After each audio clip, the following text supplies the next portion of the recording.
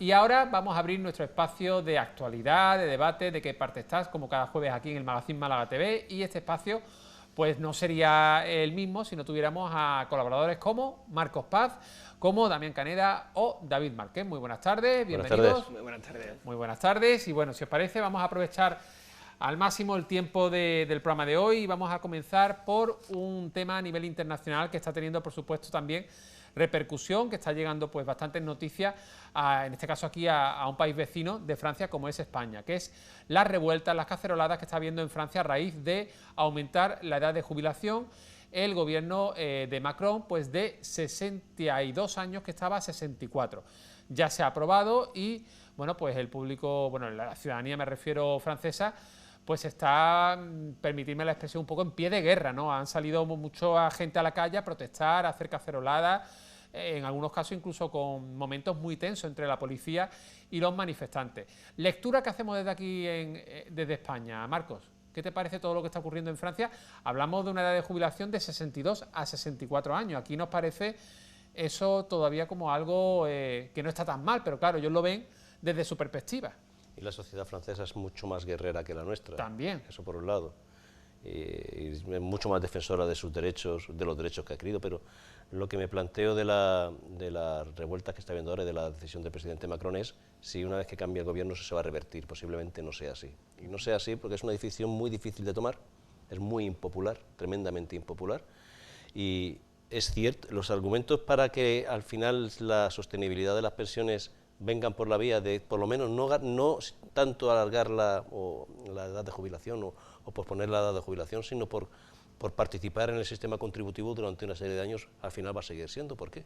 Porque sí es cierto que no es lo mismo, no es la misma la sociedad de hace 40 años, donde la edad de fallecimiento de la población era mucho más cercana, ahora que vivimos 80, 90 años con suficiente facilidad. Pero fíjate, Marco, y le damos la palabra enseguida a Damián y a David, aquí también entrarán varios factores, ¿no? Tú has mencionado algunos, la necesidad de que haya más años de cotización, la esperanza de vida, que ha aumentado, que eso es inequívoco, pero también el comienzo de la edad laboral o de la trayectoria profesional o laboral de cualquier ciudadano, que quizá antes se empezaba a trabajar mucho antes, ¿no? Hace unos años se empezaba en una edad más temprana y ahora pues a lo mejor un joven de 22, 23 años que acaba de terminar la carrera, pues todavía está que si un máster, que si con trabajos pero de pocas horas. Realmente es una realidad que hoy en día se empieza a trabajar, vamos a decir, un contrato al uso de 8 horas, 40 horas semanales, mucho más tarde que hace unos años. Con lo cual la vida laboral de una persona empieza mucho más tardía, ¿no? Sí, yo creo que Macron está haciendo lo correcto. Creo que es impopular, pero es necesario. Yo no creo que sea impopular. Yo creo que hay mucha gente en la calle protestando, pero Macron ya llevaba esto en su programa electoral y ganó las elecciones con eso. O sea, yo creo que siendo pragmático y siendo realista está haciendo lo que tiene que hacer. O sea, es mucho más fácil regalar dinero que decirle a la gente tu realidad, y tu realidad es que no te puedes jubilar con 62 años, habiendo empezado a trabajar a los 30 y con una esperanza de vida 25 años después de jubilarte. Las cuentas no salen. Las cuentas no salen. Pero fíjate, tú dices que lo incorporó en su programa electoral, sí. Lo tenía, o sea, tal cual el punto, aumentar la edad de jubilación. A ver, lo que yo creo que es que los sindicatos y la izquierda francesa no pensaban que iba a ser capaz de hacerlo, y me parece muy valiente hacer eso, porque hace falta hacerlo. Que yo creo que en el Reino Unido Margaret Thatcher hizo reformas en los años 80 que cambiaron el país, bajo mi punto de vista, a mejor, y ha permitido que el Reino Unido sea una potencia, y han mejorado muchísimas cosas. Se le quitó un peso a ciertos sindicatos que para mí frenaban la economía del país y de la evolución. Y Macron no ha hecho eso del todo, pero está dando ciertos avances. Para mí, Francia tiene muchísimos anacronismos en su sistema. O sea, sí. Para mí no es sostenible. O sea, el sistema completo francés se basa en muchísimos factores exteriores. O sea, se basa en factores todavía coloniales con África, pero el país en sí no es sostenible, su sistema. David. Mira, aquí voy a estar de acuerdo contigo, Damián, pero cuando has mencionado a Margaret Thatcher ya ahí no vamos a poder estar de acuerdo, porque mi suegra, que es inglesa, su pensión después de una vida de cotización muy larga, la pensión es ridícula. O sea, no viven de la pensión, viven de sus rentas y de haber planificado una vida al margen de ese ingreso que es ridículo, es casi como las no contributivas aquí. O sea, que en Inglaterra yo creo y el ejemplo de quitarle fuerza a los sindicatos yo creo que no está bien. Dicho eso, sí estaba de acuerdo en lo que decías de que al final son pues reformas necesarias. Hay dos maneras de corregir, afortunadamente, la esperanza de vida. Es o bajamos las pensiones o aumentamos los años de cotización y retrasamos la edad de jubilación. Habrá gente que diga, pues yo prefiero jubilarme antes y cobrar menos, o gente que prefiera pues jubilarse un poco más y tener un sueldo. Yo creo que yo, por ejemplo, también es verdad que con 41 años pues todavía me veo con muchas ganas de trabajar y es verdad que prefiero jubilarme un poco más tarde y tener una pensión pues más fuerte, porque es verdad que la vida es muy larga y yo, por ejemplo, las necesidades que puedes tener, y yo lo he visto, por ejemplo, con mis abuelos, que los dos fallecieron el año pasado con 101 y 100 años. Y pues mi abuelo 40 años desde su jubilación, y esas pensiones que tenían pues permitió pues tener una jubilación muy placentera y de que todo lo que necesitaban estaba cubierto. Yo creo que al final la pensión ya no es solo para vivir, sino para todos los acontecimientos que pueden tener desde, pues ya con 100 años, pues una salud pues ya muy deteriorada, personas que te cuiden y tal. Y yo creo que es importante que las pensiones sean altas, y si hay que atrasar un poco la edad de jubilación, yo lo veo que es razonable. Mira, le vamos a pedir a los compañeros que nos pongan algunas imágenes de como muestra de cómo se ha traducido esto en las calles de Francia, ¿no? Esta medida que, como digo, ya se ha aprobado, es oficial, ¿no? Yo no sé si, porque claro, dice Damián que esto lo llevaba en su programa electoral Macron. Yo no sé si llevaría, la verdad que lo desconocía, no sé si llevaría algo así como una reforma profunda del sistema de las pensiones, o si textualmente decía vamos a aumentar la edad de jubilación. No lo sé, lo desconozco, ¿no? Pero ¿qué ocurriría si aquí un partido político, bien sea el PP, PSOE, Ciudadanos, pusiera en su programa electoral un punto tal cual, así? Pues vamos a aumentar, bueno, aquí en España se aumentó no hace mucho y se hizo de manera progresiva de 65 a 67 años. Pero yo no creo que y fijaros, no recuerdo si eso fue Zapatero o fue Rajoy, creo que fue Zapatero, me parece, ¿no? Creo. No. Tendríamos que mirar en archivo, ¿no? Y comprobarlo, pero no creo que eso lo llevara ningún partido aquí en España tal cual en su programa electoral, o la gente no se informa de lo que vota. Pero mira, el hecho de que no recordemos que si fue Zapatero o Rajoy, yo no lo recuerdo, significa que no tuvo tanta trascendencia. Es decir, la gente en España asumió. Yo creo que en España el debate es más la capacidad económica de las personas jubiladas, sí, que el hecho de que se jubilen más tarde. La cuantía de esas pensiones. Porque al final la gente es razonable, sí, y yo creo que eso en España pues se asume que si vivimos 10, 15 años más cada vez, sí, pues hay que, al final, si queremos vivir bien, alguien tiene que pagar y cotizar. La cuestión es que hay la mitad de nuestra vida aproximadamente no estamos aportando a la sostenibilidad del sistema. Es decir, porque cuando no estamos en el mercado de trabajo no aportamos, y cuando nos hemos jubilado tampoco. Ya. Es decir, si al final tú dices con 35 años, sí, pero para una esperanza de vida de 70 años, que es el doble de lo que tú has aportado, hoy por hoy es una vida muy corta. Afortunadamente vivimos mucho más. Al final se trata de decir, bien, si vamos a jubilarnos, pero vamos a aportar previamente durante un periodo de tiempo. Lo que tú has dicho antes es cierto, es uno de los problemas que tiene España, no otros países, porque España tiene un nivel de paro juvenil extraordinariamente elevado, es que los jóvenes tardan mucho en incorporarse al mercado de trabajo. No tanto porque hagan un máster o no, sino simplemente voy a seguir preparándome porque no me puedo incorporar al mercado de trabajo. Es decir, claro, hoy por hoy, si con una licenciatura, no hace falta una licenciatura, con una formación profesional en condiciones, que de hecho se encuentra más trabajo con una formación profesional en condiciones que con una licenciatura. Sí. Casi la universidad, para muchos alumnos, es hoy por hoy pues una forma de, bueno, como no encuentro un trabajo, me voy a formar en algo que me puede gustar. Para otros no, para otros les encanta lo que están estudiando, sí, y encuentran trabajo de ello, pero no van a incorporarse a los 25, sino probablemente a los 30 años. Y eso es un grave problema para ellos, porque lo que nosotros estamos aportando ahora a la Seguridad Social es para pagar las cotizaciones de ahora, no las de dentro de 30 años. Dentro de 30 años saber dónde está nuestro dinero. De hecho, yo sinceramente te digo que no confío en que mi jubilación sea mínimamente decente, simplemente porque no sé la situación económica que vamos a tener dentro de los años que me toque para cobrar una pensión mínimamente decente. Y veamos, lo tengo asumido desde hace mucho tiempo. ¿Por qué? Porque en nuestro sistema de pensiones está continuamente refinanciándose. para poder pagar lo que tenemos en la actualidad. Imagínate dentro de 10, 15, 20 años. Claro, pero para el trabajador de a pie que tiene un sueldo normal, casi le es imposible, diría yo, el tener un plan privado de pensiones, el tener una alternativa a esa pensión que podría ser muy baja, como tú apuntas, Por supuesto, en un futuro. Eso a más.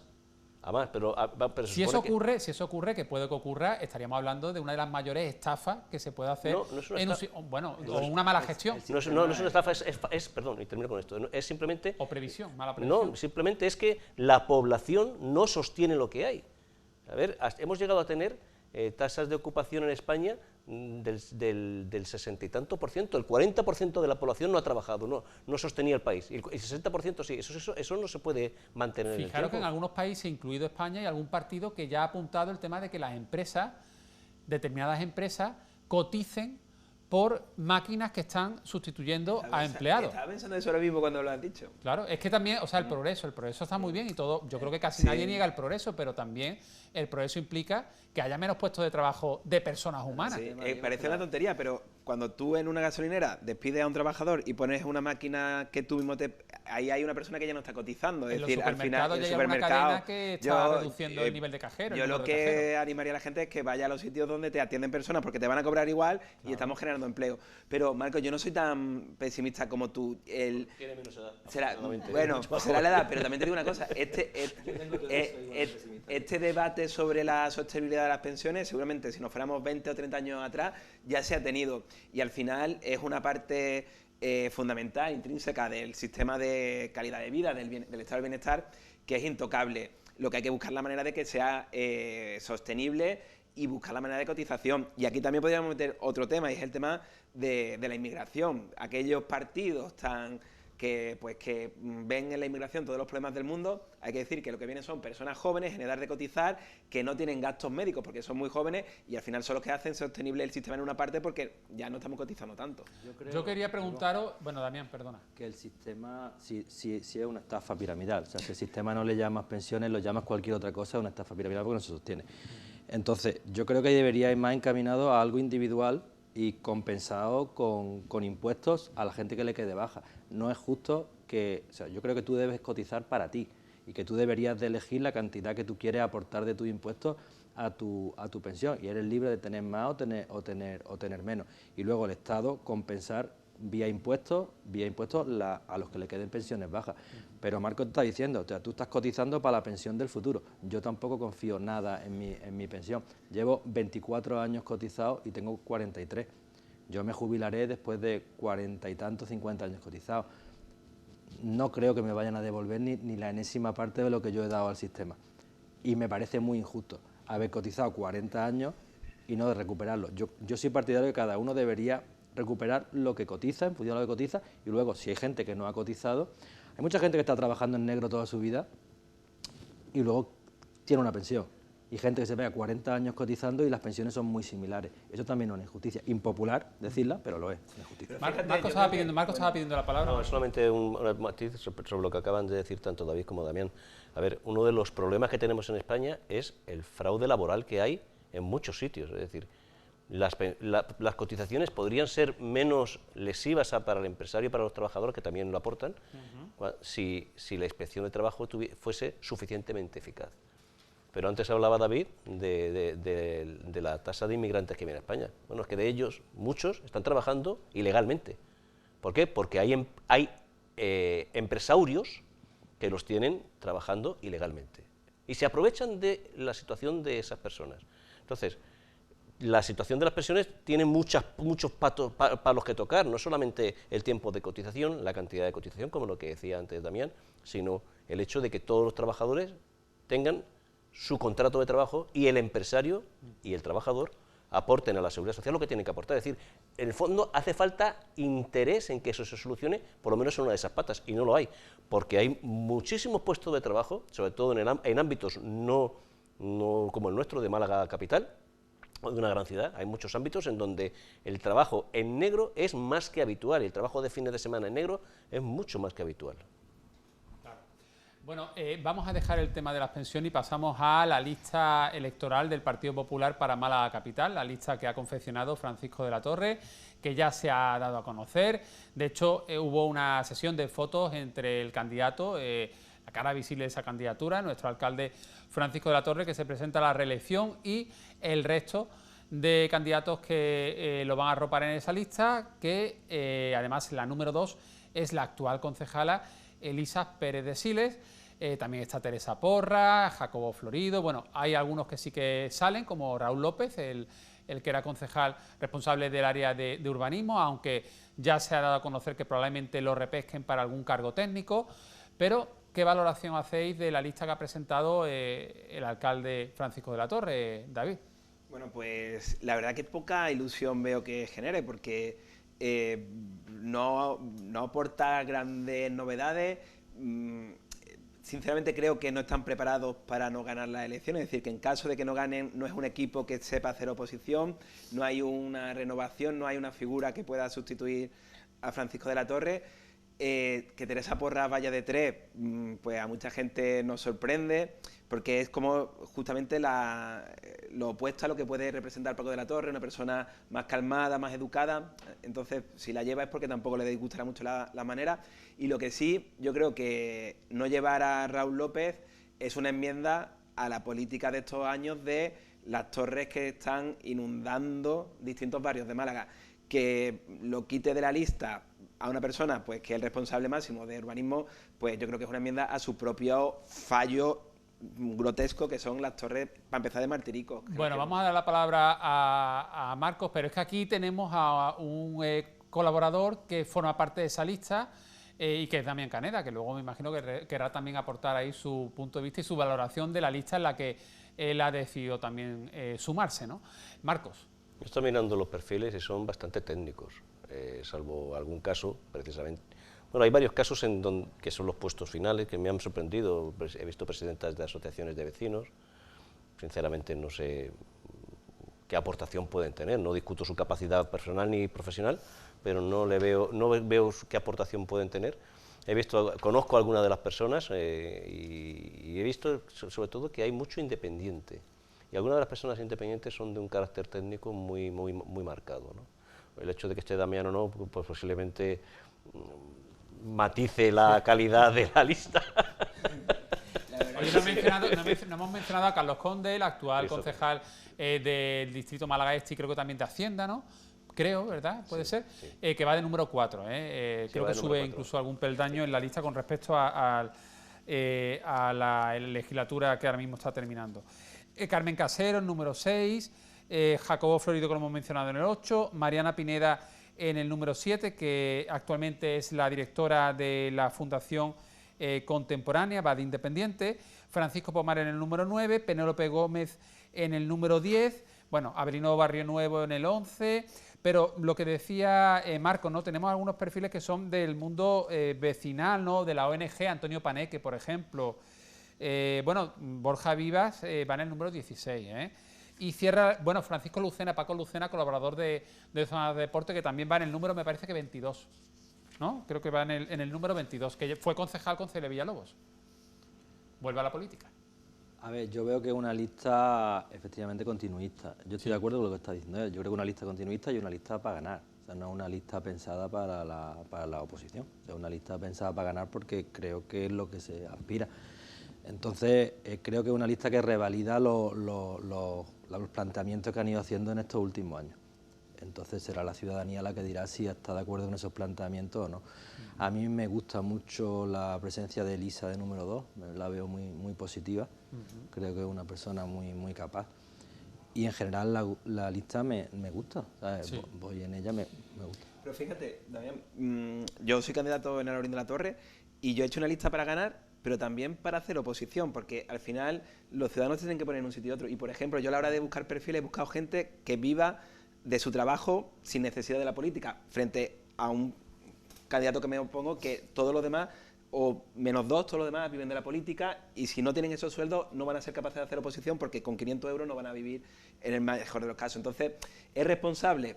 decir, yo salgo a ganar, pero también es obligatorio que luego te quedes y aguantar el chaparrón de 4 años de oposición. Por eso creo que muchas veces no somos conscientes de lo que significa ir en una lista electoral, y a veces esos fallos lo ha tenido mi partido. Recuerdo un año, pues yo fui concejal de Málaga porque la lista corrió 10 puestos. Pues eso tampoco es irresponsable. Si tú te presentas es para aguantar los 4 años de oposición. Oye, os quería plantear, porque ha apuntado ahí David el tema de Raúl López, el tema de las torres, el responsable del área de urbanismo. ¿Realmente pensáis que no repite como concejal por esta cuestión de los rascacielos? Porque entiendo que el que en Málaga se estén construyendo torres como las de Martirico no será solo responsabilidad o decisión del concejal de turno, ¿no? Entiendo yo, ¿no? No sé, Marco. A ver, antes lo ha dicho David y yo estoy completamente en desacuerdo. No creo que sea una responsabilidad de Raúl López Maldonado, que es una decisión del equipo de gobierno. Personalmente creo que donde se están construyendo esas torres no deja de ser un esperpento. Sobre todo las que están al lado del río, son un auténtico esperpento. Pero bueno, es una decisión de este tipo de decisiones que se toman en los ayuntamientos pensando que por tener edificios más elevados, la ciudad es más moderna y está mejor preparada. No lo creo. En Málaga tiene muchos sitios donde construir edificios de esas características, y en el caso particular de los edificios de las Torres de Martirico se ha elegido un sitio bastante poco agradecido para la ciudad, bastante agresivo de hecho para la ciudad, ¿no? A ver, Raúl ha estado, dejó de estar, ha vuelto, ahora no estará. Los motivos por los cuales no está en la lista tampoco lo sabemos, porque tampoco hemos estado en las conversaciones que ha habido internas en el partido. Tampoco sabemos quién ha hecho la lista, si el partido o el alcalde. En su momento sí había un peso importante del partido al margen de la decisión del alcalde, y había personas impuestas por el alcalde, sugeridas por el alcalde o de más confianza por el alcalde, contrapesando la decisión del partido. A ver, el Partido Popular lo tendría muy difícil si no pensara que iba a ganar estas elecciones, porque donde se le ha ido los votos de las últimas elecciones han sido por el lado de Ciudadanos, y los está recuperando. Eso por un lado. Y por otro lado, Vox no parece tener fuerza suficiente como para restarle representatividad en las últimas elecciones. Estuvo a punto de conseguir un concejal con ese 4 y pico % de representación que tuvo. Y yo lo veo un perfil técnico para dirigir técnicamente una ciudad. Hombre, peso político sí hay, porque el alcalde tiene peso político, pero por ejemplo la presencia de Teresa Porra fundamentalmente es un peso político. Oye, ¿qué me decís de esa medida que se ha anunciado desde el gobierno de Pedro Sánchez, bueno, del gobierno de PSOE y Unidas Podemos, de rescatar viviendas de la Sareb para ponerlas en tema de alquiler, ¿no? de alquiler social? Bueno, ya algún que otro medio de comunicación que ha hecho pues un poco las cuentas y han visto municipio por municipio en cuanto a la provincia de Málaga, pues por ejemplo dice algún periódico, la Sareb dispone solo de 100 viviendas en Málaga capital para el plan de alquiler de Pedro Sánchez. ¿Qué valoración hacéis de este plan, David? Hombre, qué positivo. Para empezar, está centrando el debate en la vivienda, que es uno de los principales problemas que tiene ya no solo la gente joven que quiere emanciparse, sino cualquier familia que necesita pues una vivienda y que no tienen en propiedad, porque los alquileres están carísimos en Málaga, en muchas ciudades, en el área metropolitana. Y el debate ya en sí ya es bueno. La ley de vivienda va por ese camino, y esto seguramente pues se dirá que es insuficiente, que es escaso, pero bueno, eran unos activos que estaban ahí paralizados. Y son viviendas que están vacías. Y que se pongan a disposición de la ciudadanía con un interés social, aunque sean poco, malo no es. Damián. Son viviendas que están vacías, son viviendas que no están hechas, son viviendas que están ocupadas, me refiero, hay de todo un poco. No vienen a solucionar el problema porque hay muy pocas en las zonas tensionadas. España no tiene un problema de vivienda, España tiene un problema de vivienda localizado en ciertas partes. Hay un montón de partes de España que está vacía y sobra vivienda, o sea, es un problema de localización.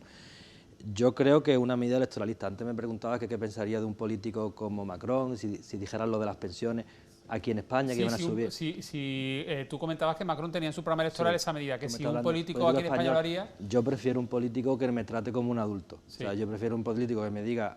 voy a hacer esto. Voy a hacer esto, a un político que me diga, te voy a regalar una casa. Porque no me la va a dar. O sea, eso no es real. Dentro de un año veremos cuánta gente le ha solucionado el problema. Te lo dice un mes antes de las elecciones, me parece muy, muy electoralista, y creo que no soluciona nada. Creo que habría que liberalizar suelo, habría que hacer muchas más zonas construibles y construir más casas para que haya más oferta y baje el precio. Es por puro sentido común. Si tú te vas por la provincia de Málaga, ves una saturación en ciertas zonas, sales de esta y está todo vacío. Y luego, hay terreno, hay mucho terreno, no se construye y la vivienda baja cuando hay más oferta. En el momento que tengas más oferta que demanda, el precio se desploma. Yo no estoy de acuerdo.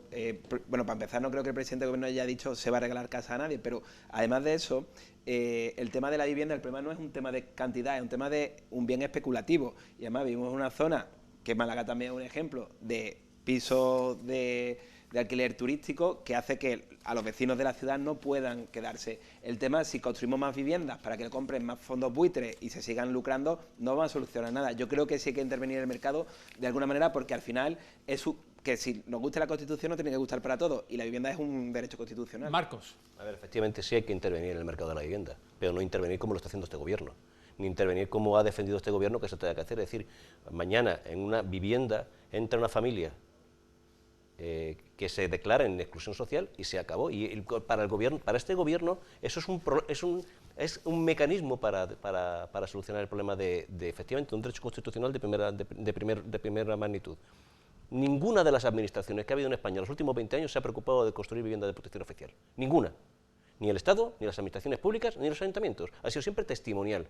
La forma de intervenir en el mercado, lo he dicho aquí bastantes veces, es que haya suficiente oferta de vivienda pública como para que la oferta privada tenga aquellos clientes que realmente quieran y pagarse un piso que saben que tiene una calidad distinta, no voy a decir ni siquiera mejor, distinta, en un sitio distinto, pero siempre y cuando se garantice el derecho, cuidado, no a la posesión de una vivienda, sino a tener un sitio donde vivir, por ejemplo, como en el alquiler. Y durante estos últimos 20, por no decir 30 años, la construcción de viviendas públicas es testimonial, pero no en una ciudad grande, ni en una ciudad pequeña, ni en un pueblo, ni en el campo, es en toda España. Bien. Y lo que ha hecho, porque tenemos que pasar el tema. Marco, termino con esto. Lo que ha hecho el presidente del gobierno es decir, vamos a sacar aquí una serie de inmuebles.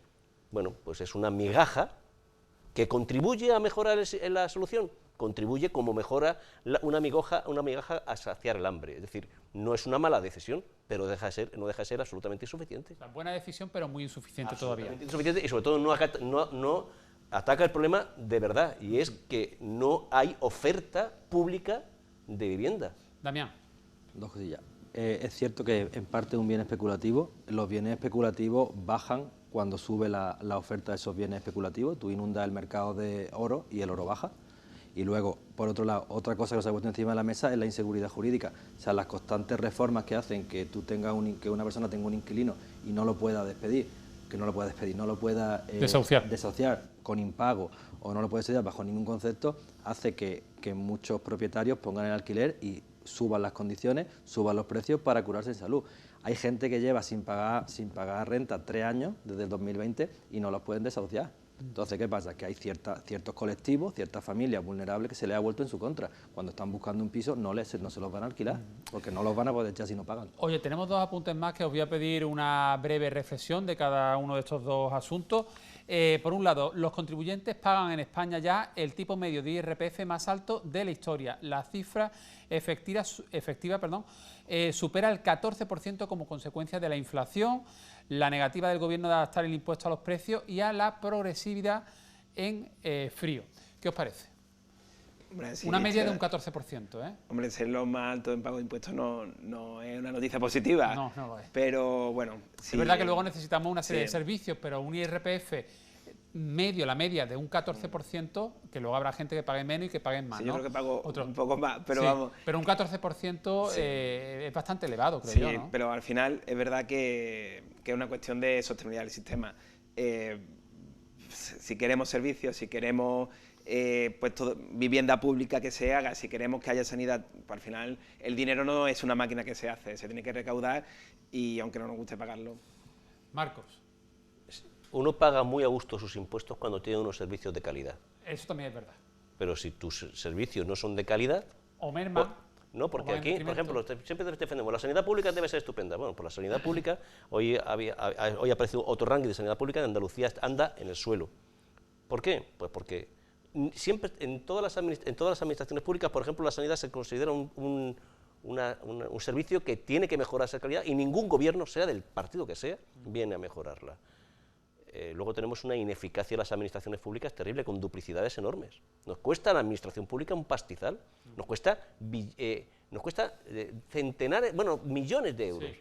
¿Por qué? Porque al final la clase política ha decidido que es mejor duplicar servicios a tener una administración pública eficaz.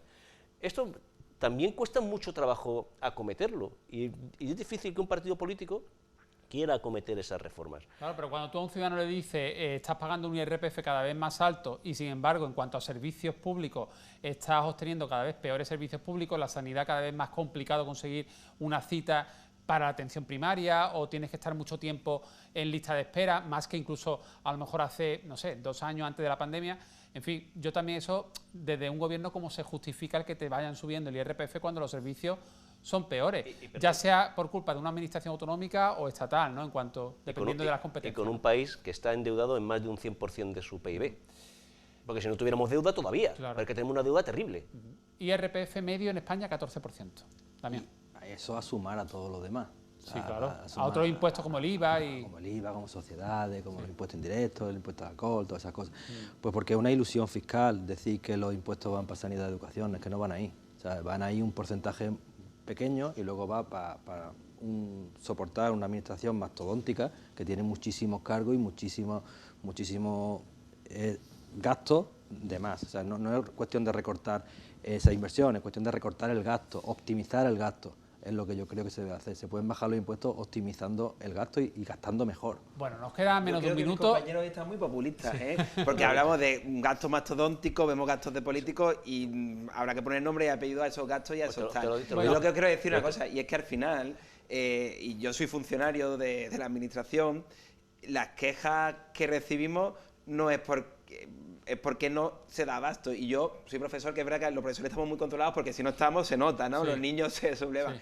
Pero cuando yo estoy como administrado y requiero a la Junta de Andalucía, que son mis jefes, y solicito un documento y tarda mucho, no es porque se estén tocando las narices, sino porque es que hay una serie de requisitos que pasar. Yo creo que decir que la administración puede ser más eficaz, puede que haya documentación que casi la estamos exigiendo casi del siglo XIX, vale, pero no creo que haya nadie que... Pues mira, nos tenemos que marchar ya, ¿eh? Solamente una cosa, si no existieran las diputaciones, nos estaríamos ahorrando un pastizal. Bueno, David, que se presenta tu candidatura, que estamos fuera de tiempo. 10 segundos. Mañana a las 6:30 en la finca del Portón de Alaurín de la Torre, presentando mi candidatura, y os invito a todos y a todos los espectadores a que me acompañéis. Tu candidatura, pero no a la presidencia de tu comunidad de vecinos, no, ¿eh? De la alcaldía, dilo. A la alcaldía del Ayuntamiento de Alaurín de la Torre. Perfecto, bueno, pues nada, ahí está, en el Portón mañana. A las 6:30. No, mañana no, el sábado. No, mañana viernes. Ah, mañana viernes. Ah, sí. Mira, muy bien. Mañana viernes 6:30 en el Portón, candidatura de David Márquez como, pues eso, candidato del Partido Socialista a la alcaldía de Alaurín de la Torre. Y espero que futuro alcalde, y si no, pues me prepararé para hacer una oposición potente. Constructiva. Hombre.